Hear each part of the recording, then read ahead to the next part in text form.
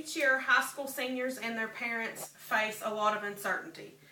What will become of this lifelong journey of education once the high school's over?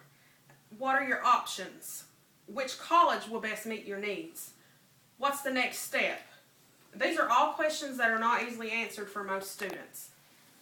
The fact is, the options really are endless, and the process of finding which college is right for you and your family is daunting. Most students dream about attending their state's most prestigious university. They'll leave home for the first time. They're going to be embarking on new adventures. Sometimes the real world crushes all these hopes and dreams and send most students in the opposite direction. Most of the time they end up in community college. I grew up with the same hopes and dreams. In high school, I thought I would graduate and go straight away to the University of Kentucky. I thought I would live on campus and just be living the college life, and that all that would be over with. But I was wrong. There were 10 years in between my high school and my college starting. And as I got older, I weighed the real-life pros and cons of my community college or a state university. And I decided that community college would be right for me. The community college that I attend right now has been a wonderful stepping stone for me to achieve my goals. I hope to someday be able to transfer and go to a state university to get my bachelor's degree, my 4-year degree. This community college that I attend right now, I chose it because it fits my budget. That was the biggest thing. And because it fits my family schedule, because I'm a full-time mom as well. According to scholarships.com, in the fall of 2013, 44% of all undergraduates in higher education, about 7.3 million students, were enrolled at community colleges. So there's a lot of people that do take advantage of these community colleges in their local hometowns. It may not seem like everybody's going there, but there are a lot of students who do. Today you'll learn some benefits of the community colleges, some of the things that they have to offer, such as low-cost tuition fees, small student-teacher ratios, and flexible scheduling. Now let's get started with the main reason why most people choose community colleges over 4-year colleges, and that's the cost. Cost for tuition at a community college is much, much less than at 4-year universities, and that's a big deal.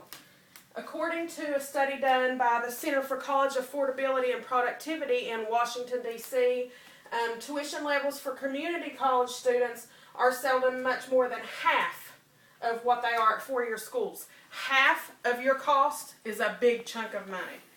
The CCAP discovered that students at community colleges save on average $4,183 in tuition over public 4-year institutions and $22,741 when compared to private 4-year schools. That's a lot of money to be saved.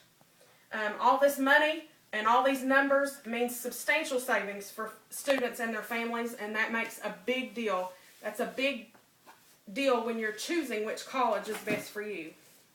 Another great benefit of community colleges is the smaller class sizes. Smaller student-to-teacher ratios mean more one-on-one instruction time. The students get more time with the instructor, and the instructor gets more time with the students. According to anthropologist Susan Stafford, class sizes at community colleges average between 25 and 40 students and are taught by full-time or part-time faculty. This is compared to larger universities when there's upwards of 100, 200, maybe sometimes 300 students in one single lecture hall.